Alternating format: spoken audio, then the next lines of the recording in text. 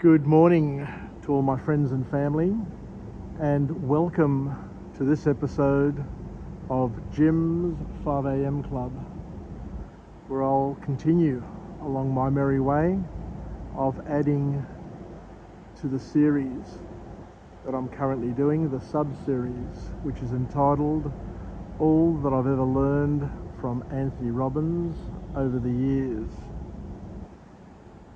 Today will be episode number 38 of 365, and we'll see where it leads us. We'll see where it takes us. And what I want to do is I just want to continue on a discussion that I opened yesterday, and that discussion was, how different would our world be if we assumed, or if we truly believed that everybody that comes into our lives, everybody that we touch or that touches us, is part of the one team, that they are part of the one family, and that God sends these people into our lives. He creates situations, he creates circumstance to test us, to enable us to grow and develop, and to become better versions of ourselves. How much different would it be if we saw life through a different lens, a lens of oneness, a lens of compassion, a lens of love, where we would work with each other as opposed to against each other. We would be partners in each other's growth and development. We would partner with God on his mission to help all of humanity and to create a better world and a better place, and to prepare us for the next phase of our lives. The reality is, we're all not going to live forever. Just last night I was online, and I saw that one of my peer CFMEU delegates, Peter Genovese, sadly, suddenly passed away. And it was only last week or so when I saw him at the union delegates meeting, and we saw him and heard his passionate pleas for the workers at the CFMEU conference. And it's just a reminder that we're not here forever.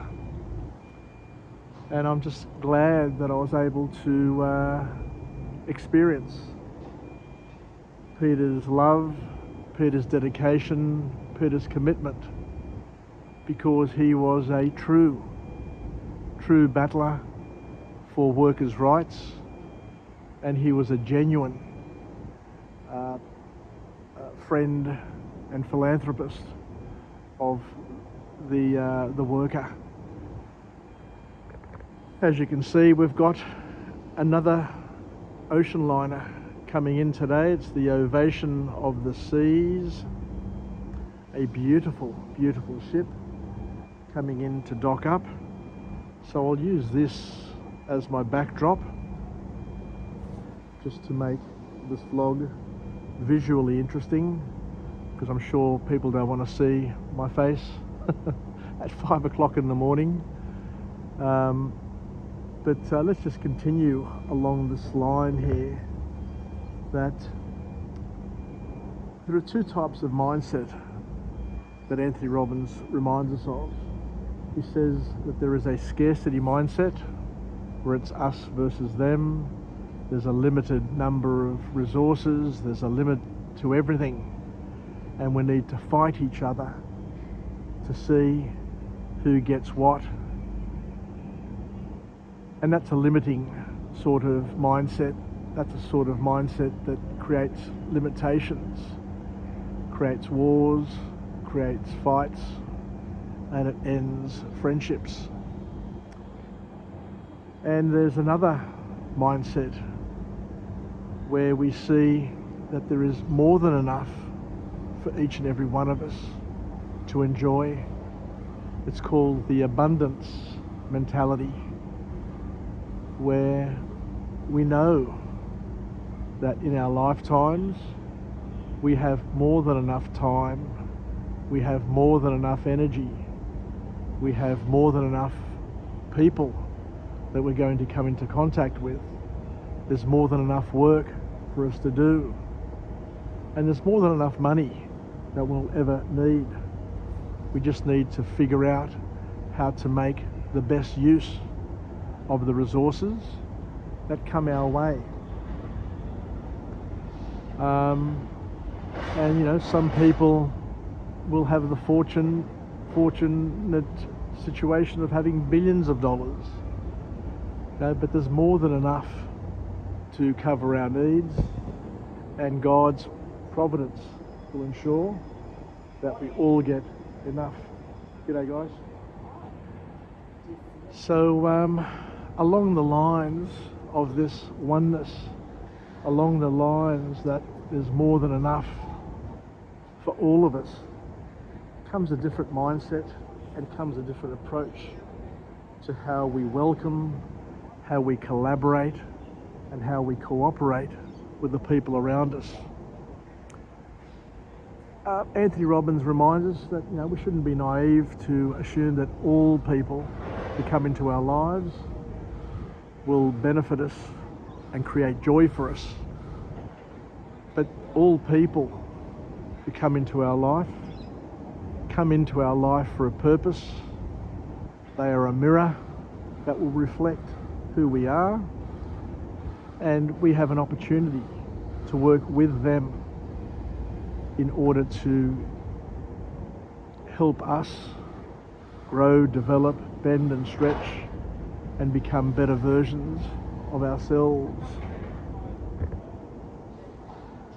So it's all about cooperation, it's all about collaboration, cooperation, and brotherhood or sisterhood, depending on how you want to see things.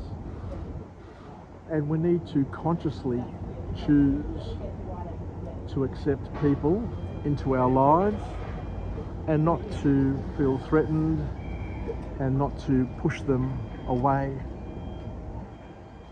and to understand that all of the things that we experience in our lives is a gift. It's not a threat, it's not punishment, but it's an opportunity for us to grow as individuals and become better people.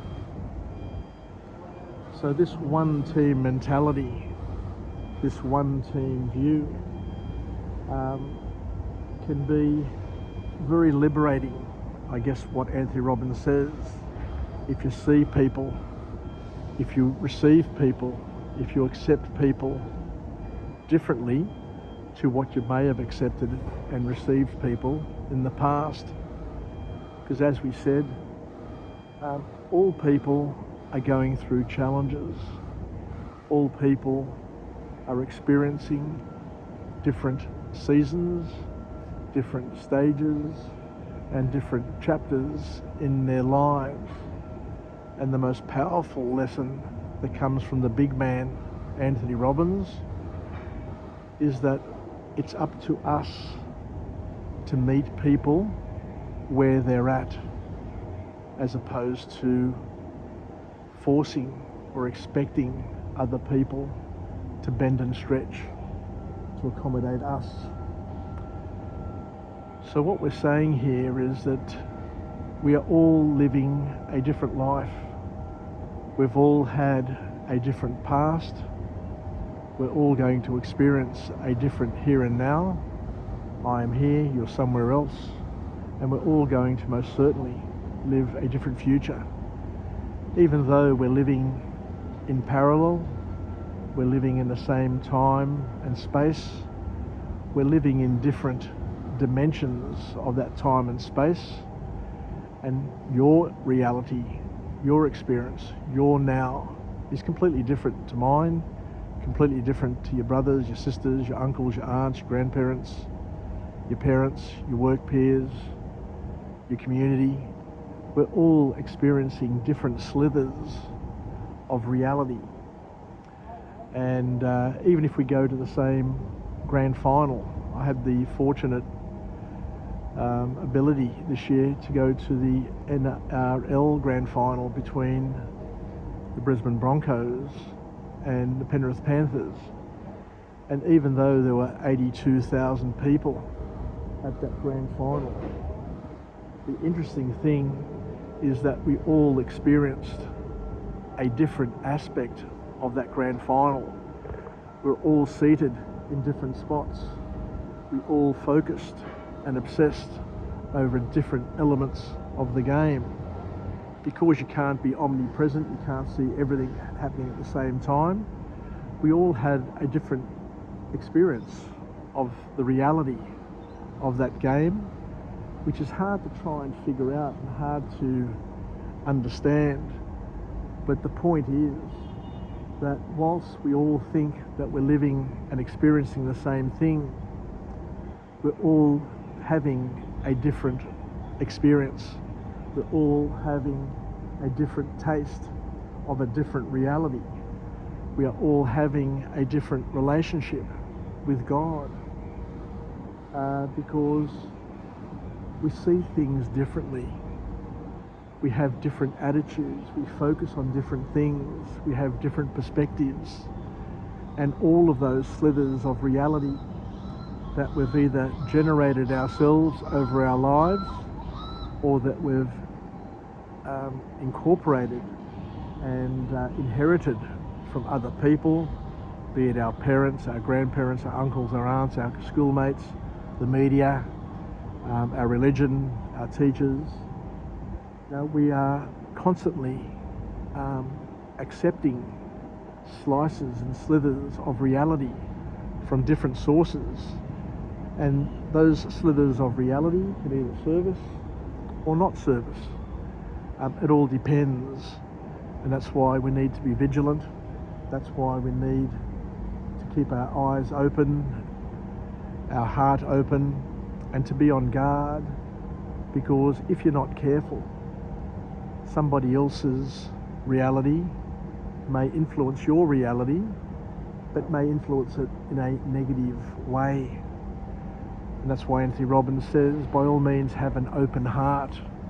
But when it comes to your mind, when it comes to your thinking, when it comes to what you say to yourself, what you read, what you focus on, who you hang out with, we need to be very, very careful, because what normally happens is that if you have an open mind and you're not discerning, what you're basically inviting into your life is you're inviting other people to bury and to throw their rubbish into your mind, and your mind ends up becoming a rubbish tip for everybody else's garbage. So once again, the key call to action from the big man is to be careful. By all means, accept people into your life, but you need to be discerning and you need to be on guard, because at the end of the day, it's your life, and we need to understand that what other people say may or may not be right, and to understand that the mind, this is very important, the mind distorts, deletes, and is not always there to serve us in the best possible way. And to be very, very careful with who we hang out with, because the quality of the expectations of your peer group will dictate your life and their life, and you become an average, you become a mean average of the half dozen people that you spend most of your time with. So just understand, and this is really, really important, that we all need to be very selective with the peer group that we have in our lives, and to understand that the people that we hang out with are the single biggest determinant of the quality of our life. That in itself is gold.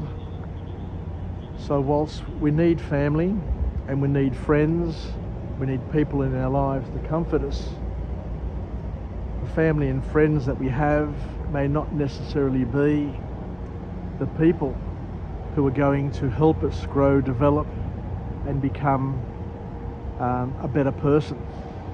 What we need to do is we need, according to the big man Tony Robbins, we need to be discerning, and we need to select a half dozen people who are going to help us grow, develop, bend and stretch. But we need to be coachable, and we need to be teachable, and we need to accept and bring those people into our lives.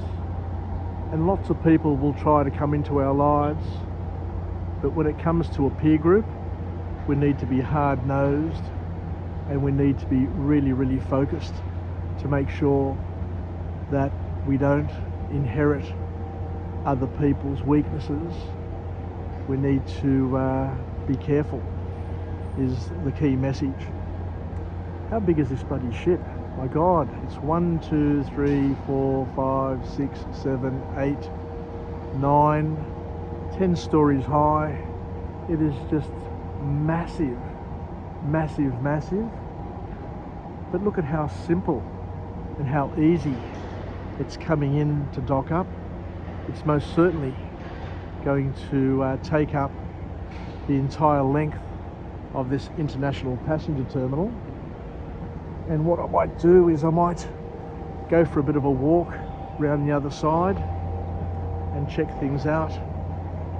The guys down here are just getting ready to take on the lines. I think that guy there is just going to throw it to the boys down the bottom here, and then they'll take it and just tie up the ship.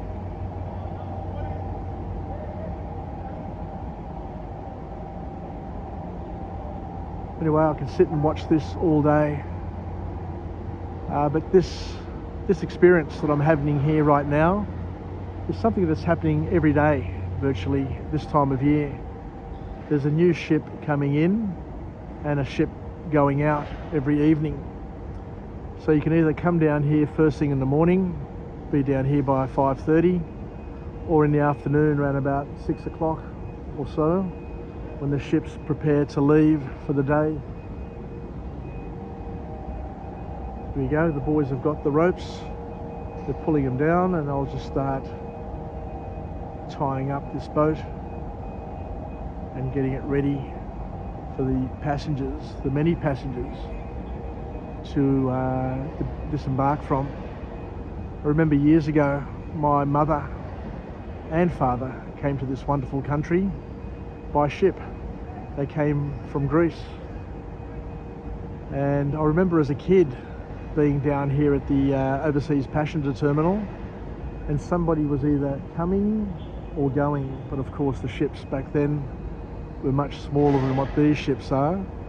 And I remember the streamers that people used to stand up here, or whatever the structure was before, and throw streamers across to the ship, and people on the ship used to throw streamers across to here to form some sort of idyllic connection, to say bon voyage, or welcome home, or welcome to your new home. But those years have passed, time has moved on, and I remember the story that my mother would say when she came to this country. She came from Greece, back in 1954, I think, or thereabouts, 54, 55. I keep on forgetting, but I'll just need to remember the exact date that she came here.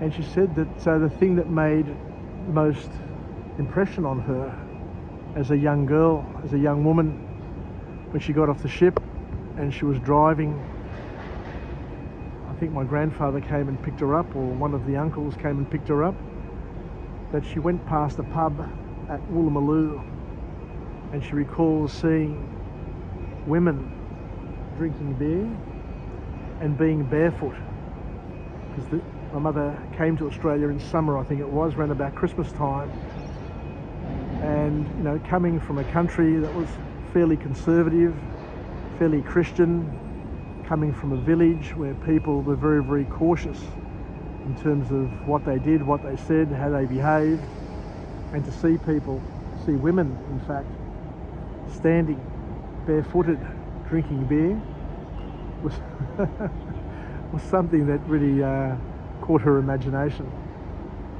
But my parents both left Greece, came to Australia, as did many migrants, not because they wanted to, but because they had to. They had to leave Sorokostina, they had to leave Greece, because Greece had been devastated by World War II, where the Germans, the Italians, the Bulgarians, and many other forces came through Greece, raping and pillaging the economy and causing tremendous trauma to the people. And following World War II, following that economic disaster that ensued, there was a even worse thing that happened to Greece, and it was a civil war where brother killed brother, where people in the village were divided, were traumatized, not by an enemy, but by Greeks themselves, where Greek killed Greek. And this civil war was very, very ugly. And as I say, it made things even worse. It removed and reduced and eliminated any trust that people had, so that many people, including my father, my mother, my mother's parents, my grandparents, had to leave Greece and come to live in another place. They were in fact displaced from their own homeland for economic reasons, just like many other people. Lebanese, Vietnamese, Chinese, you name it, Sudanese. Australia is full of people who have made this country their new home, but could have quite happily have stayed where they were. In fact, my mother used to always say to me that most of the people who came to Australia came here for 5 years. Their plan was to come here for 5 years, to work, to make some money, and to go home. But of course, when you come to Australia, which is a completely different place to what Greece is, you can't but help fall in love with her. You know, my mother got married, she started her family, I was their only child. They worked, they had a business, they had their ups, their downs, their struggles, and the dream of going back to Greece was just that, just a dream. It took my mother and my father 35 years to return back home to Greece. My father went to Greece.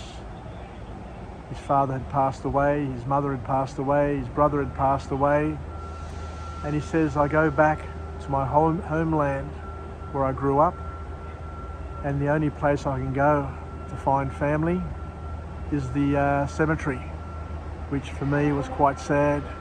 But it's a reality for most people, because they had to work, they had to invest, they had to buy and pay off their homes, and that was their priority.